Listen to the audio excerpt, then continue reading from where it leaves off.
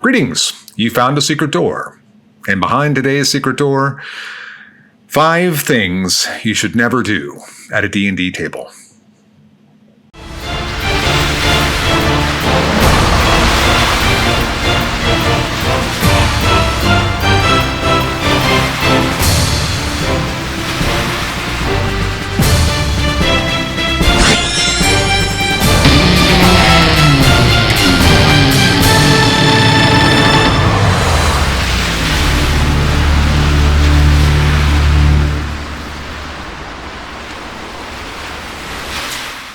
Today's secret door is 5 things you should never do at a D&D table. My name is Matt Morich, and Secret Door is a channel devoted to in-depth discussion about Dungeons & Dragons. Okay, so 5 things you should never do at a D&D table. Now, the ironic part of this list is that these 5 things happen all the time at D&D tables, all the time.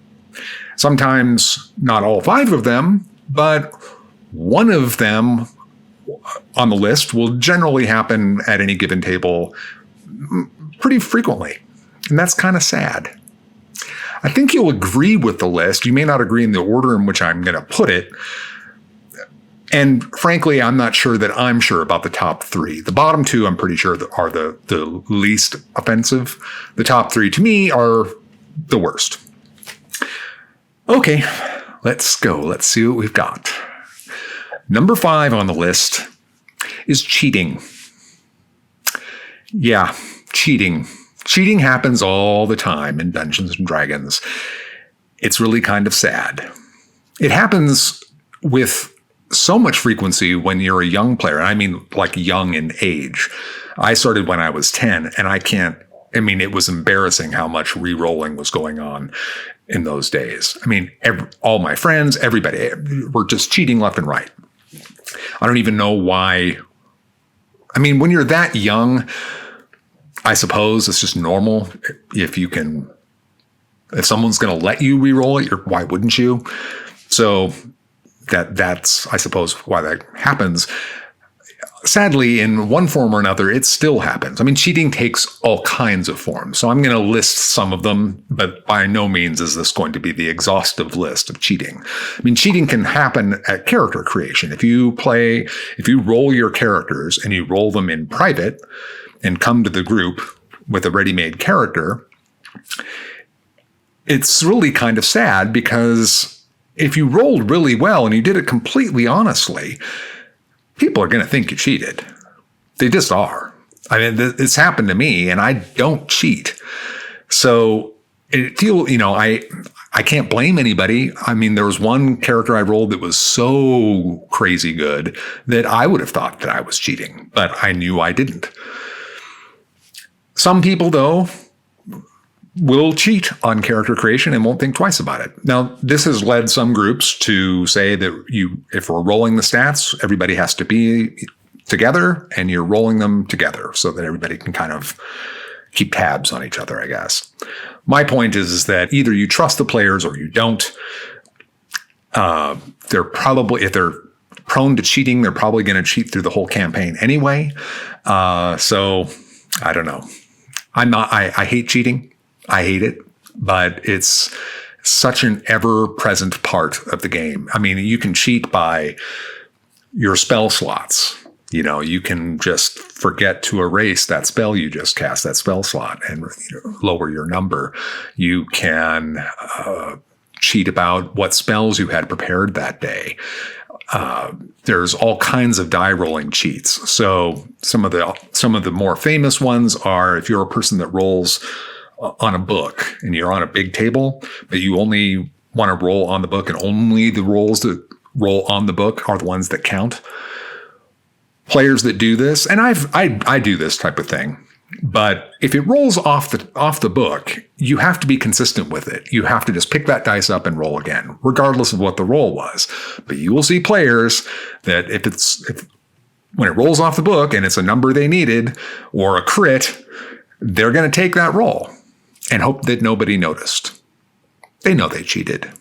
And, probably the DM's going to let them because it's just not worth it in most cases. But if I were DMing, I would call you on it in a heartbeat. That was off the book. Roll again. Another famous one is a cocked dice. That's a perfectly legitimate thing to claim because sometimes you cannot tell. And this is in a case where you're rolling on a book that's open and you rolled into the crack of the book and the dice is cocked. Sometimes it's very clear what you rolled. And if it is very clear what you rolled, and it's a good number, you'll take it. But if it's cocked and you can tell, and it's not a good number for you, well, then let's re-roll, shall we? And there's the people that pick up their dice so fast. They roll a number and they scoop it right up and say, oh, I got a 16. No one was quick enough to see what you rolled, and now it's impossible to know. So am I advocating against cheating, that you should be looking over everyone's shoulder? Absolutely not. If my point is, you've got to learn to live with the fact that people cheat in D&D all the time. Not just D&D, any tabletop role-playing game. It's so common. It's sad that it's that common. I don't know why you would want to play a game and cheat, but it happens, and you should never do it. You just shouldn't. And it's going to rob you of joy of the game. And besides, you want to be above the fray. You don't want to get into the fray. Let the people that feel like they need to cheat. All right? Number 4. Now, this is a fun one. Never touch another player's dice. Now, there is no moral point of this at all. It's simply a thing you just don't do in the culture of D&D. People get superstitious about their dice. Now, that isn't to say that people aren't very generous with their dice, but not all their dice. Very often people will have their very special dice, and they believe that anybody else even touching that dice somehow contaminates the dice. I wish I was making this up. I wish that I wasn't one of those people too. There are dice I don't let people touch or roll. It's true. They can have any dice in my box except for a couple. So you just don't do it. You don't mess with it. You will see someone who's normally a very, very kind and patient person get very, very snippy and even angry real fast, because it's just a thing that's known in the culture of the game. You don't touch other people's dice. Sad but true. Number 3. Number 3 is stealing. This is so common. It's so common. I don't know why people do this. It's invariably somebody who's playing a rogue, and they feel like they're not playing in character if they don't steal from the party. And this is what I mean by stealing. I think it's perfectly legitimate for a rogue to go off on a spree while you're in town and pick up whatever they can. I think it's kind of foolish, because if you get caught, then who's going to be the one stuck bailing you out and getting you out of trouble? The rest of the party. So it's pretty selfish. But I understand a player wanting to do that. But stealing from the party? No. Do not steal from the party. First of all, what a ridiculous thing. Especially if your characters have been playing together or have been adventuring together for a very long time. Sure, you may be a criminal, but you don't mess with the people that you trust your life to. I mean, just because you're in the mob, you don't mess with your own people. You just don't. Those are your people. So, I mean, I know there's exceptions to that rule. Of course, it's the mob, but you get the point. First of all, you're going to get caught. Come on. And second of all, what a crummy thing to do to your fellow player. You're putting that player in a position where if they know that you're doing this, but their character doesn't know, then they have to sit there and stew and be bitter about it and not say anything. Or they're going to contrive a way to find out. And then you're back into the situation of, then what do we do with now that we have a known thief in the party? I'm going to tell you a little story I heard about this at the last table I played at back in Chicago. I'm sure he won't mind me telling the story. this is just a story I've been told. Shows how seriously people can take this. And it's the entire reason I'm bringing this up. So this scenario happened where this guy stole from my friend. I didn't know that this other player had come and left from the group long before I ever got there. This group had been together for many, many, many years. And my friend killed this guy once he found out that this guy had stolen from him, killed his character, and then animated his corpse to make him an undead, and then killed him again.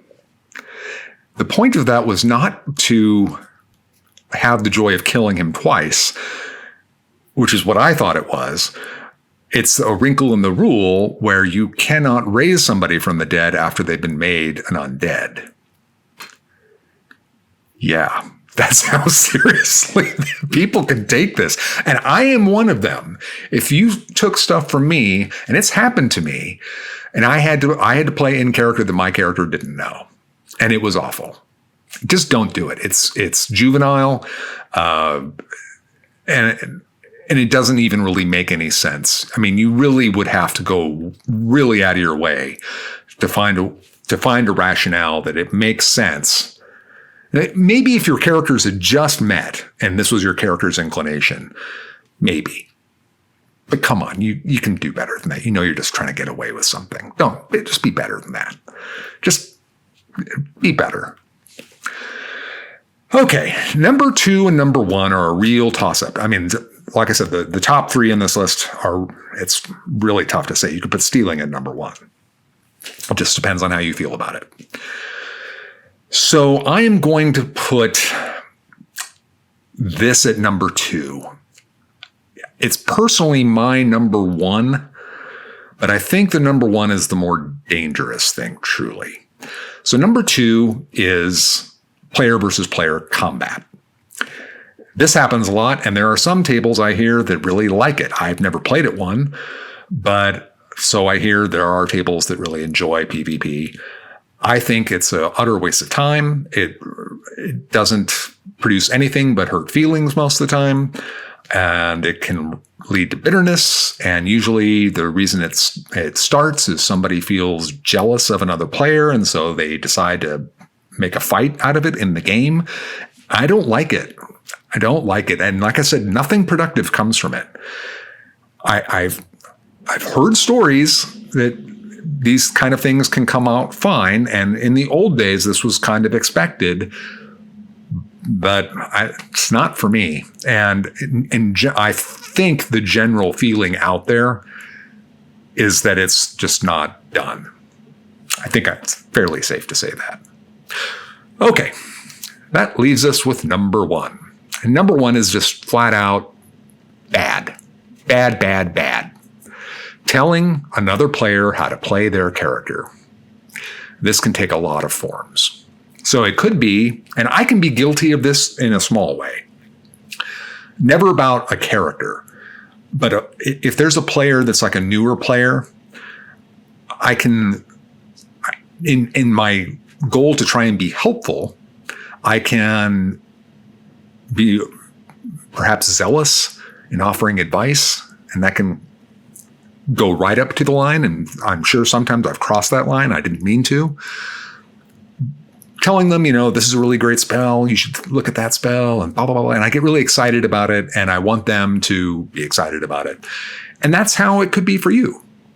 You have nothing but the most honest intentions, not trying to be controlling or anything like that. You just want to get somebody up on their feet, because they're new. They don't really know, or maybe they've been playing for a while, but they're not into the rules and they don't study them. I study them. I enjoy that type of thing. But it can get much worse than that. And it's not uncommon. I wish it were uncommon. It is not. One of the big examples, the classic examples of this, is when a paladin is in the party.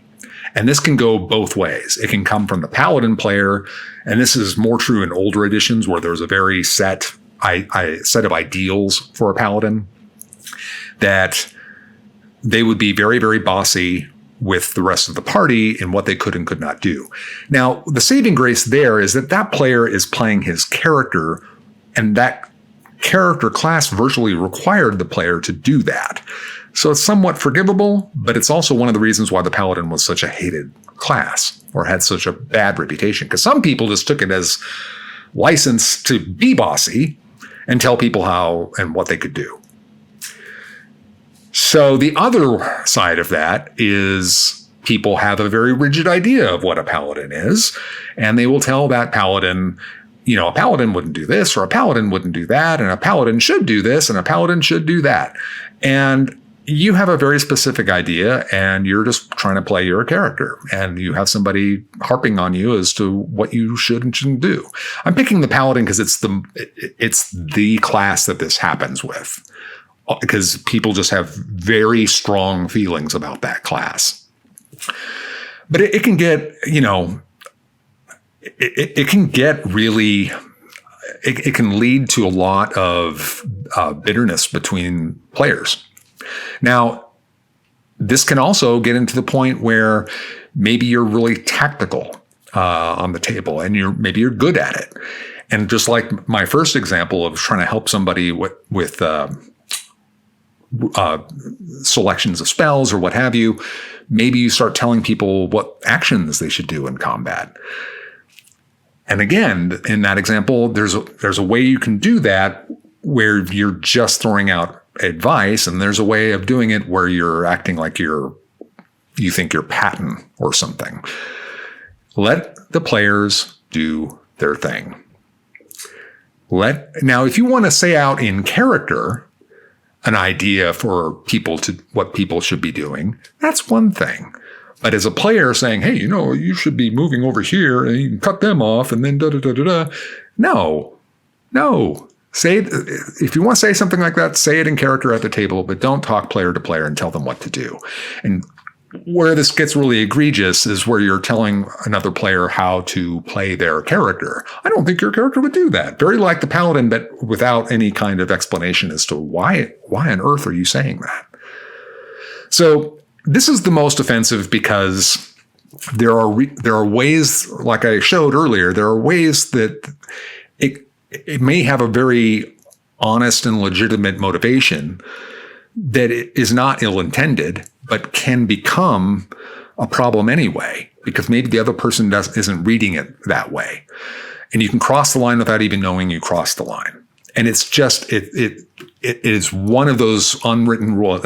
It's an unwritten rule, but everyone knows you do not tell another player how to play their character. It's like one of the biggest jerk moves in the game. You want to get asked out of a group real fast? Keep telling people how to play their characters. It's just not done. Don't do it. So that's my list. If you have other things that you think should have been on the list, please put them in the comments below. That's all I've got on this.